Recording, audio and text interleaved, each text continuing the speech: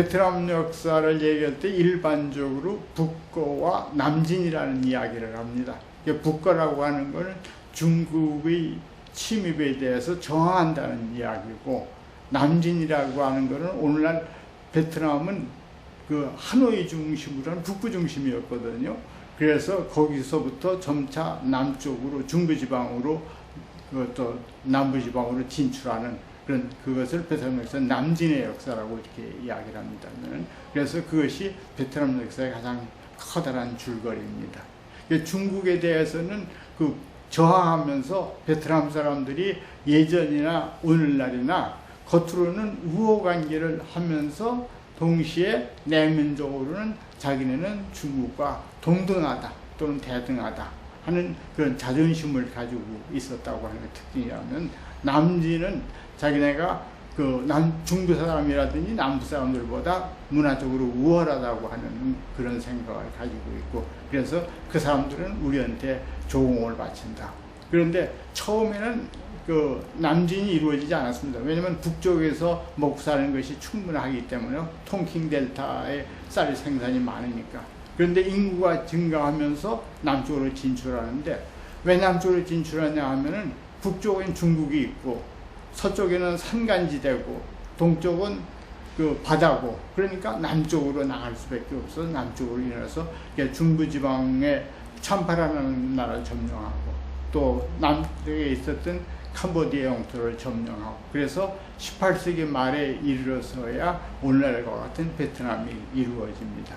그런데 이렇게 되다 보면은 베트남 역사의 그 마지막 뼈다구랄까 줄거리만 얘기하는데, 그 속에서 살고 있는 베트남 사람들의 삶은 과연 어떤 것인가, 이런 것은 나타나지 않기 때문에 제가 그래서 요즘은 뭐 베트남 역사뿐만 아니라 역사학에서 그 가족사라고 하는 거, 그래서 일반 사람들의 삶이 어땠는가 하는 것이 상당히 쟁점이 되고 있습니다만, 그래서 그런 문제를 다루기 위해서 가족사 중에서도 부부관계, 특히 요즘 또 유행하는 것이 여성의 지위 문제니까, 그래서 부부관계를 중심으로 해서 여성의 지위가 어땠는가 베트남 사회에서, 이런 것을 이번 강의에서 이야기해서 베트남의 그 외적인 모습과 또는 내적인 모습을 동시에 말씀드리려고 하는 것이 이번 강의의 제 의도입니다.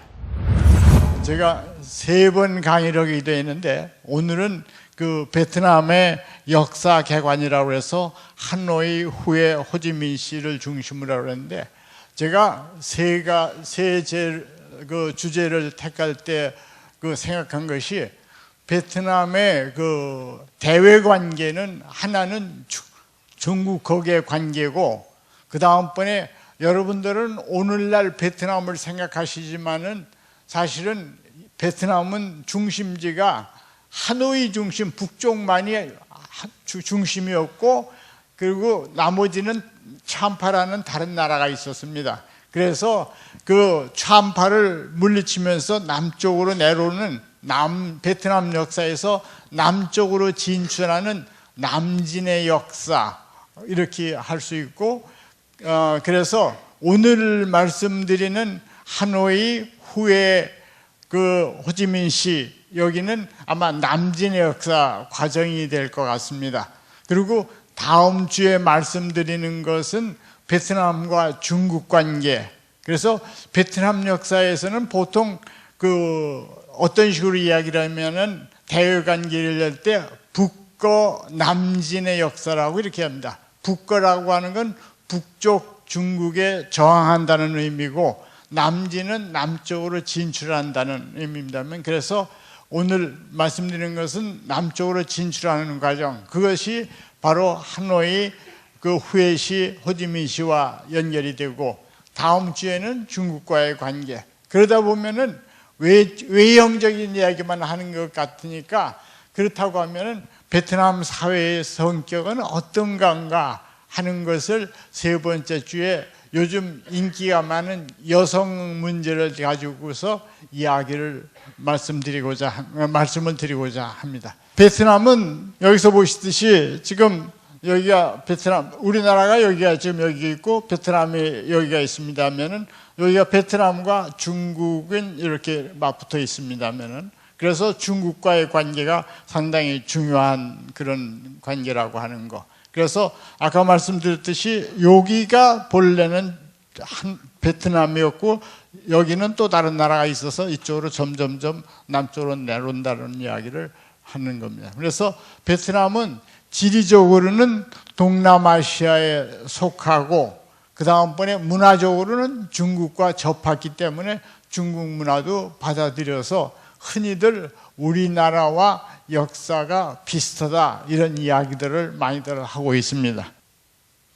이것이 이제 베트남 전도입니다면은 여기서 보듯이 하노이가 여기 있고 그 다음 중부지방 여기가 후에가 있습니다면은 그리고 호지민시 지금은 뭐 나중에 말씀드리겠습니다면은 그 호지민시라고 하는 건 최근에 얼마 전에 생긴 이름입니다면은 그래도 아직도 그 이 호지민에 사는 사람들은 옛날 420이라는 이름들을 많이 쓰고 또 북쪽 사람도 420이라는 말을 많이 쓰는 사람도 있습니다면은 그래서 그 420이라는 용어가 없어지진 않았습니다면은 그래서 이 사람은 뭐라고 그랬냐면은 통킹 사람들은 이게 통킹은 북부지방 사람이죠.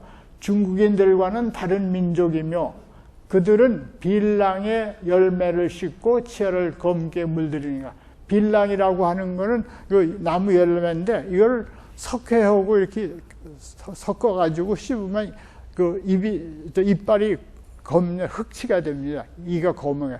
그래서 그 지금은 거의 없어졌지만은 아직도 저도 그 한번 아주 먼 시골에 가봤더니 그렇게 그 할머니 중에 그런 분들이 가끔 보이더라고요. 그래서 저는 흑치가 상당히 까만 이가 더럽지 않은가 봤더니 그 왜 흑요석이라고 하는 거 반짝반짝하는 까만 것처럼 완전 이빨이 반짝반짝하고 굉장히 이쁘더라고요. 저는 이빨이 검다고 그래서 참 상당히 불쾌할 것 같다 그랬는데 아주 이빨이 반짝반짝하면서 굉장히 이쁜데 그래서 이 치아를 검게 물다든가 맨발로 걸은다는 점에서 다른 인디안, 다시 말하면 동남아시아인들과 상당히 유사하다는 것은 조금도 의심할 여지가 없다.